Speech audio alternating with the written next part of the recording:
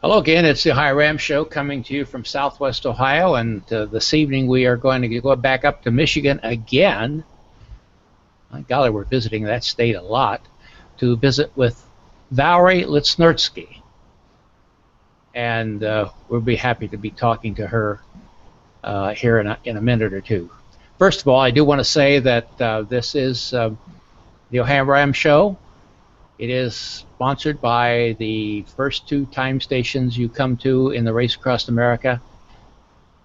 In Ohio, time station Oxford and time station Blanchester. I don't give them numbers until I see the 2015 charts to make sure the numbers remain the same, because sometimes they do change. These time stations are a great place for those of you who want to see the race across America, or see it right up close and personal. If you live here in the Midwest, the tri-state area, Ohio, Indiana, Kentucky, but we sometimes have people from Michigan, or we've had people as far away as Vermont or even California stop by the time stations, because we are open 24 hours a day. We're staffed 24 hours a day. If you want to find out more about the race, there'll be people there who know about the race, can explain it to you, can tell you what is going on. And so we are there for you as fans, but we're also there for you as racers, as crews, as officials, media, anybody coming through. 3 o'clock in the afternoon, 3 o'clock in the morning, we have food, we have fuel, and we have fans there for you. And we enjoy doing that a great deal, and we enjoy doing this show, which emerged out of those two time stations and become an important part of my life. We enjoy doing the show and talking about cycling, ultracycling, and the race across America. And this evening, we're going to go up to Kalamazoo, Michigan, to visit with Valerie Litznerski. I'm trying to say that properly. And my name is Lee Kreider. I host this show. Been doing it soon be 3 years, and I believe this is going to be show number 77, although those numbers change by the time we air. We're recording this on the 22nd of January. It'll show sometime in March, but we'll figure that out a little bit later. Let's go up and talk to Valerie. How are you tonight, Valerie? Great. How are you? I am doing good.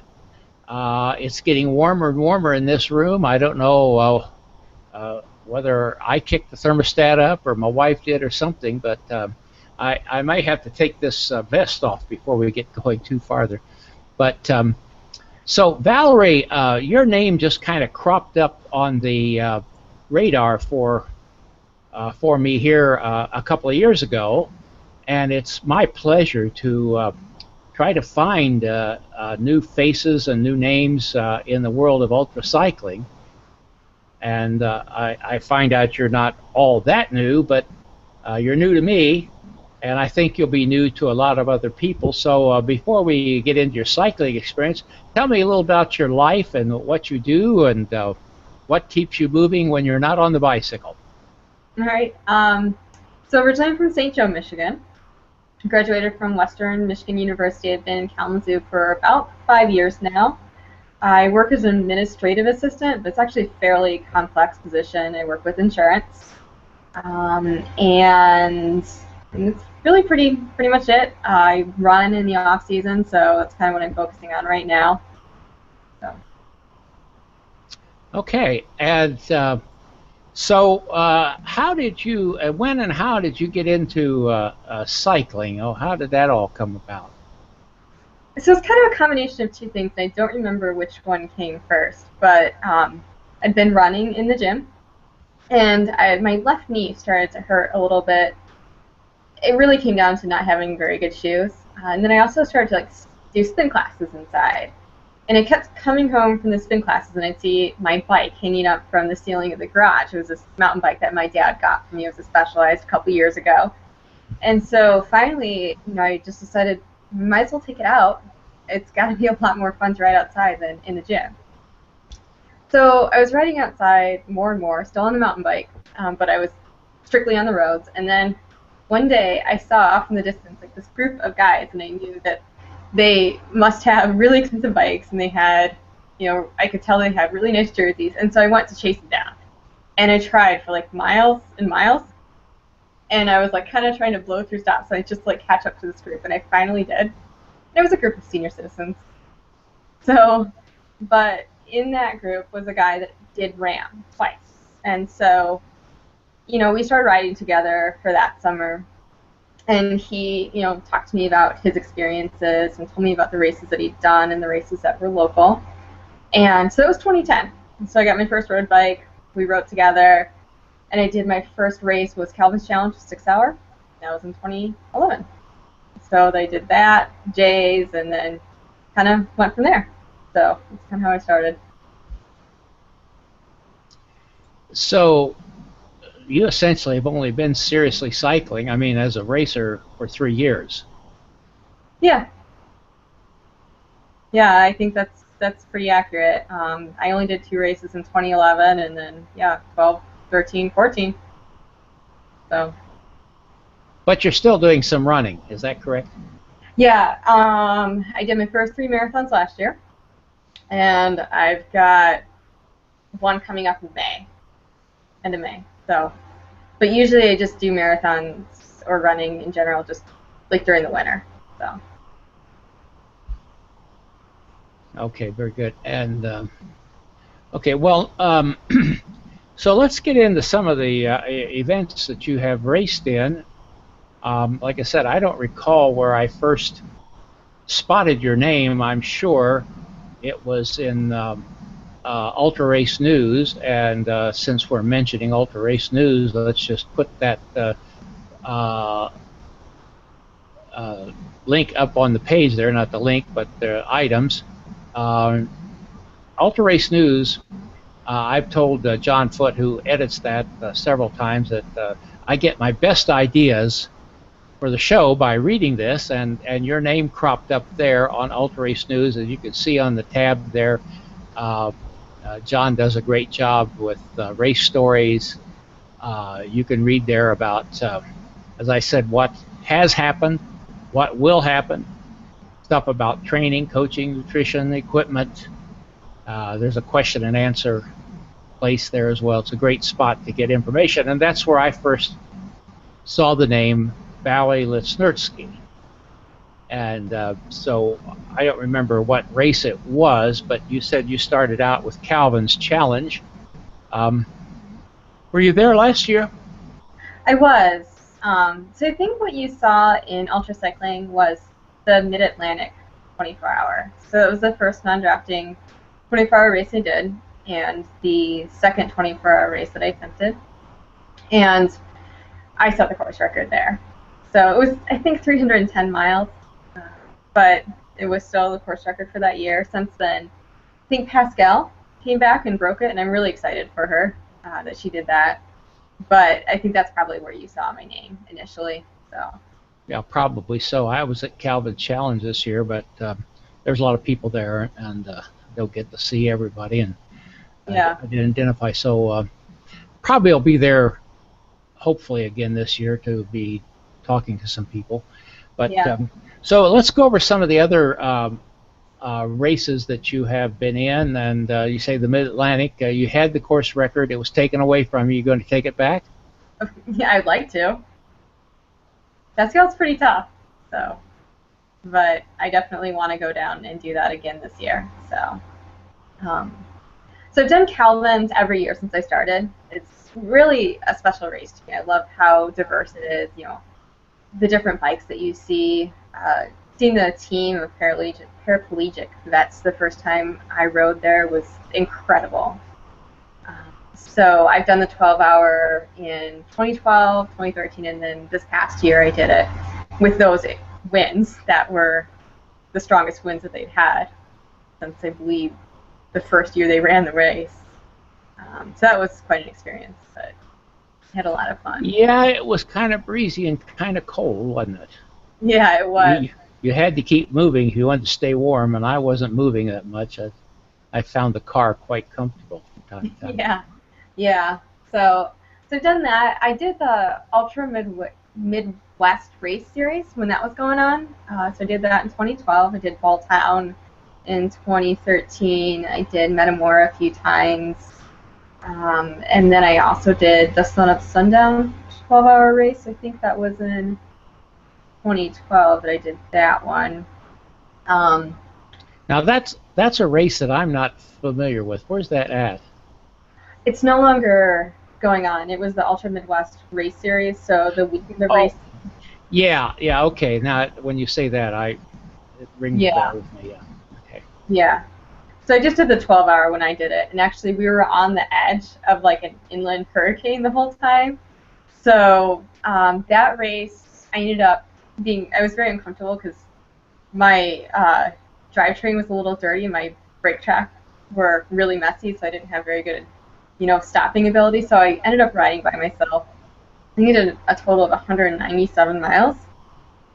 And since I did that, then that gave me the confidence to attempt to set the cross-state record for Michigan, because that was 206 miles.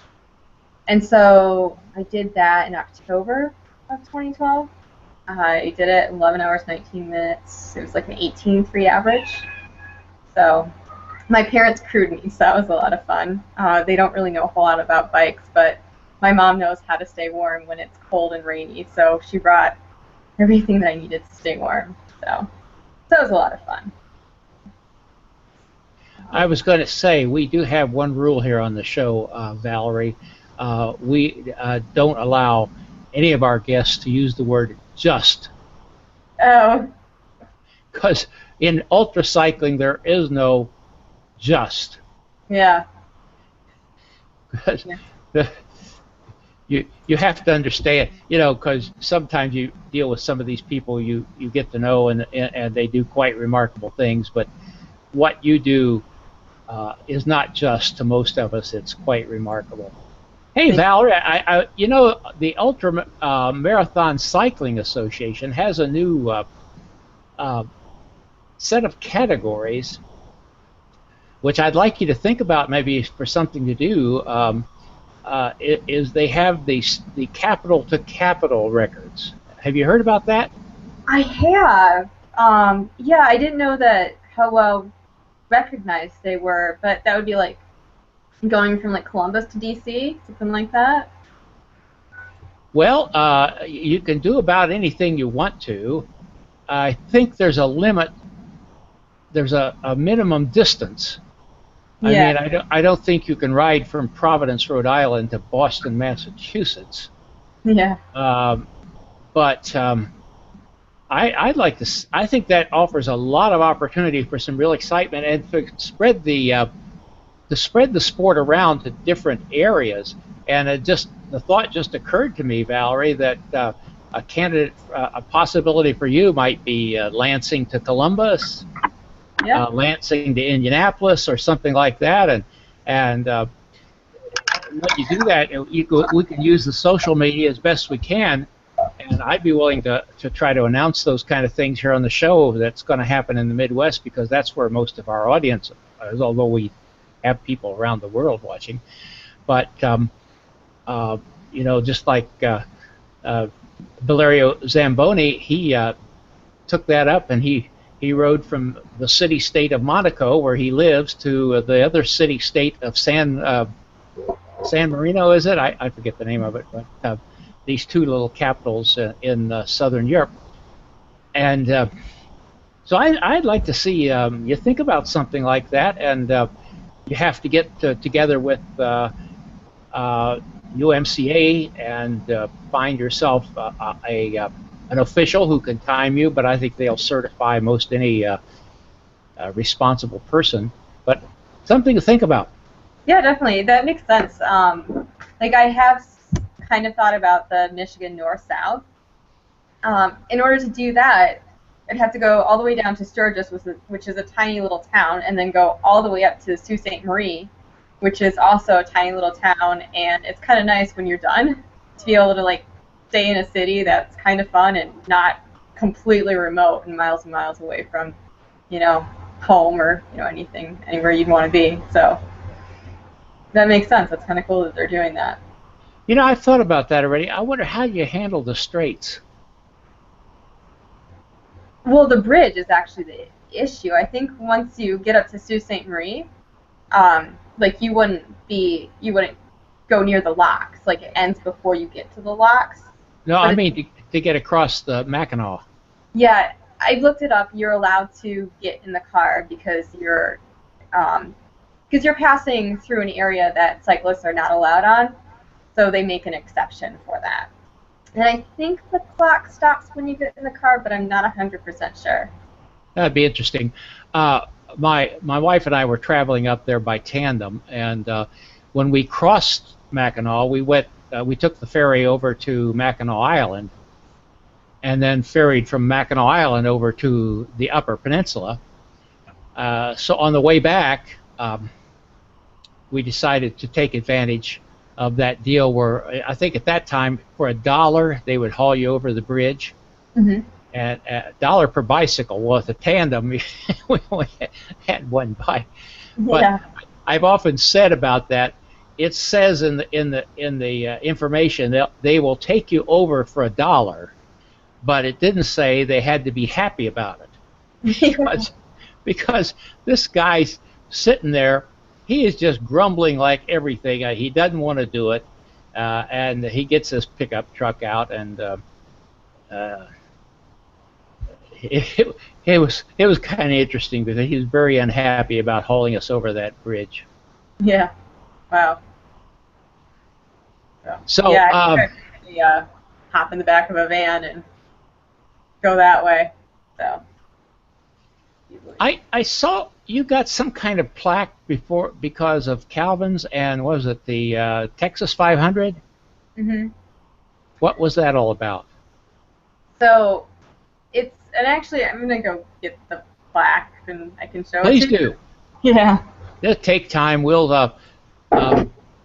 I told before we started the show that we wouldn't. I wouldn't sing, but I almost tempted to say, I got a gal from Kalamazoo. Yeah. But that's 90% of the people watching this show won't even remember that song. Yeah. I think you got to recognize it a little bit. You don't remember when it was, a little bit more popular. Glenn Miller. Yeah. Glenn Miller. Yeah. Okay, let's show it off here.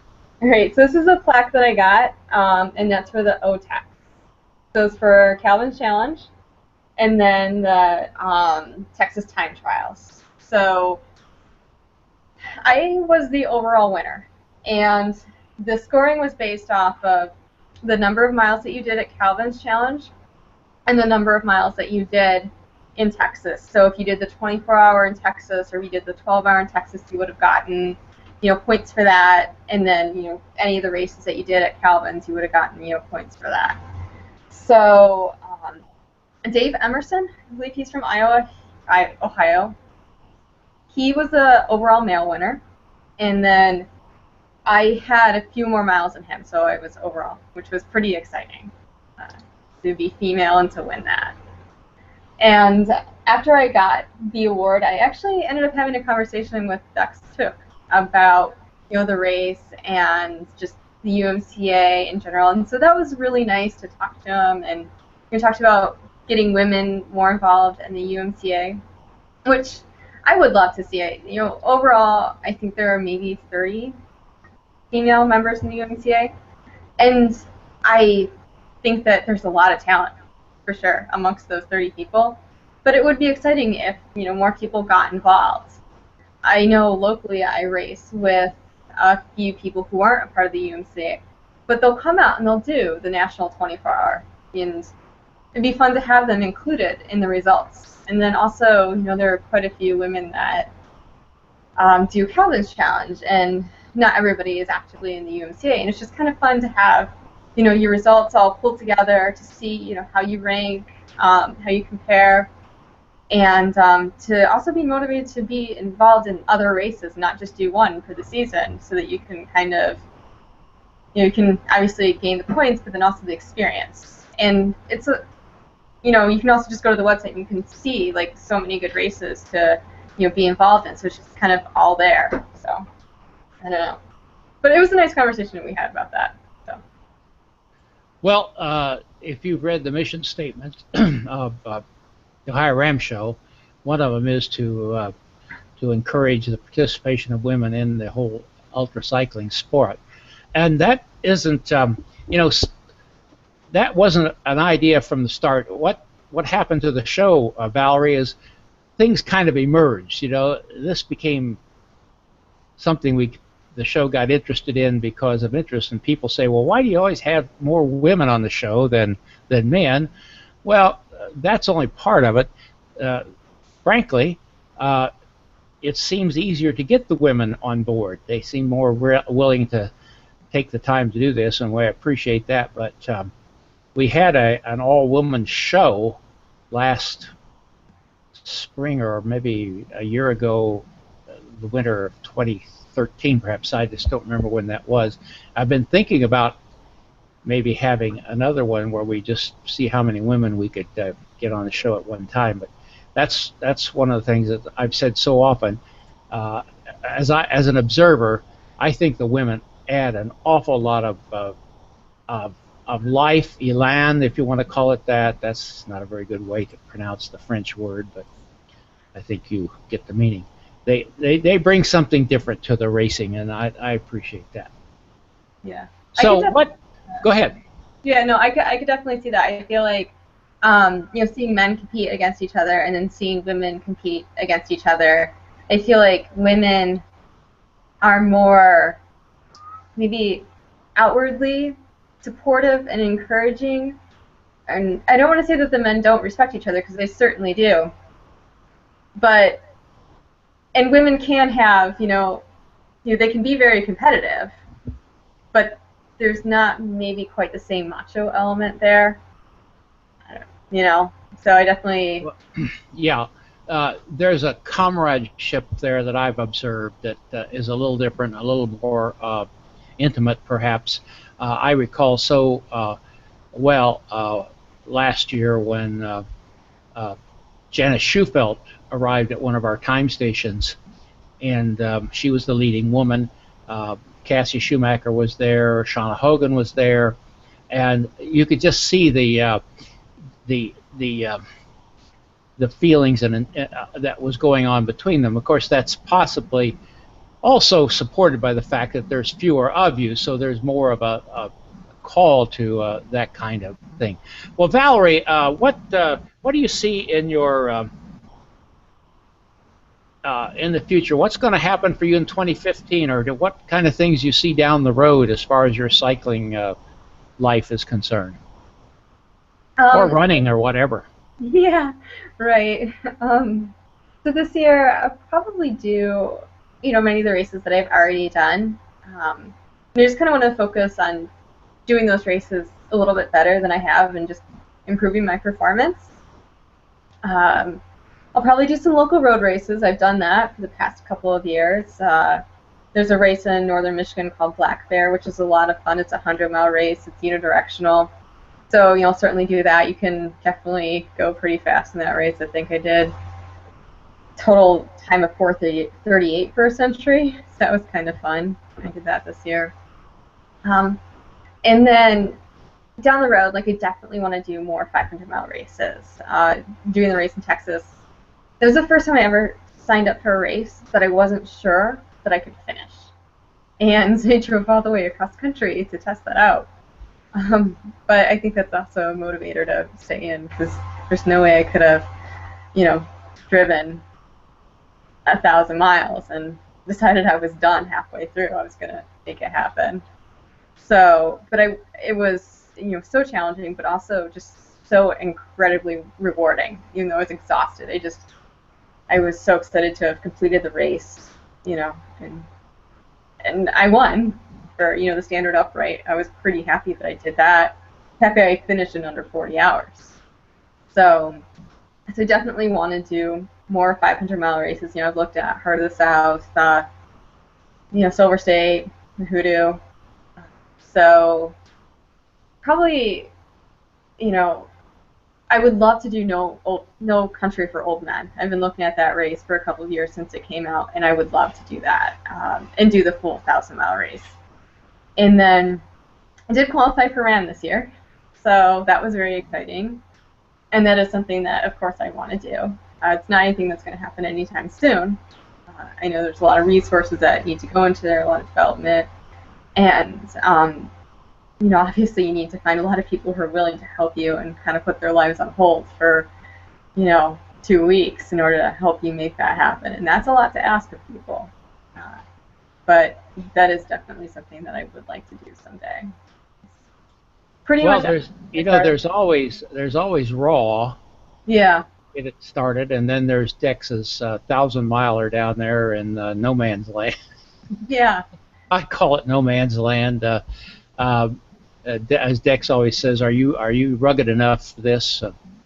Well, I think, Valerie, I hope to hear great things from you. I see no reason why we shouldn't. Like I said, when I first started reading about you, I thought, oh wow, this person just pops up on the scene here, and all of a sudden they're winning races and taking away from veterans, and so that's what stirred my interest in it. And you know what? You're the third woman on the show from Michigan I've had here recently. So I don't know is there something you're doing up there that is different? I don't know. I guess you just have, if you're gonna cut it in Michigan, you just have to be more rugged than some of the rest of us. Is that right? Yeah, I think it's in the water. I think it's the Great Lakes. People don't realize how big Michigan really is. I remember one of our bishops who was stationed in Detroit came in the office one morning, and some of the people, she just arrived in Michigan, and they said, well, you're supposed to be at a meeting up in the Upper Peninsula, and says, well, I'll drive up there this afternoon. Yeah, right. Do you know how far it is up there? So, yeah. Anyhow, I digress. Hey, Valerie, thank you for being on the show. We appreciate that. Anything that's come to mind that I haven't asked you about since we started? Not that I can think of. I'm very honored to be here, so thank you for having me. Oh, it's a delight. I like to find people such as you that we can kind of highlight and encourage and tell some of our viewers out there to kind of watch this name, Valerie Litznerski. And I think we'll probably hear more from you and as we watch what's going on. So thank you again for being here. And I do want to just point out the fact that I already put the link up there for Ultra Race News, where you can find out a lot of information about ultracycling. And if you want to find out about Valerie, I think you'll find some things there about her. Valerie, I will, when I put this show up, put your Facebook page link at the bottom. If you have any other links you'd like me to put up there, just let me know after we're off the air, and I'll be sure to get them up there. I also want to put the page up here for ridefarther.com. That's the Race Across America site where you can find out what's going on, a lot of news there, and of course during the race you can follow it. You'll notice there that there's also new apps available for the Race Across America, both for Android and for Apple phones. You'll be interested in that. And all those sites you see, you can find links to them on our website, OhioRAAMShow.com. We appreciate all of you who support the show. We really get a lot of great support, and on there you can make some comments on the show if you want to. If you'd like to get notifications of when shows are going to air or when they have aired, give us your email address. We won't use it for any other purpose, but you will get notifications of shows. Like I said, there's a place where you can make comments. You see us on Facebook, give us a like or a comment or a share. That really helps advance the show, but more important, it advances advances the cause of people like Valerie here who are making a name for themselves in ultracycling and advance the sport. We want to make the sport more visible all the way around, and that helps to do it. Same thing on Google Plus. You see us there. If you give us a plus, give us a comment, give us a share, that helps. And you'll also find us on Twitter under the hashtag RAM2015 at the moment. I might change that to something else or add a different hashtag, but that's where it's at right now, RAM2015. So all those kind of things help. Thank you again, Valerie, for being with us. Thank you. And thank all of you for watching the show.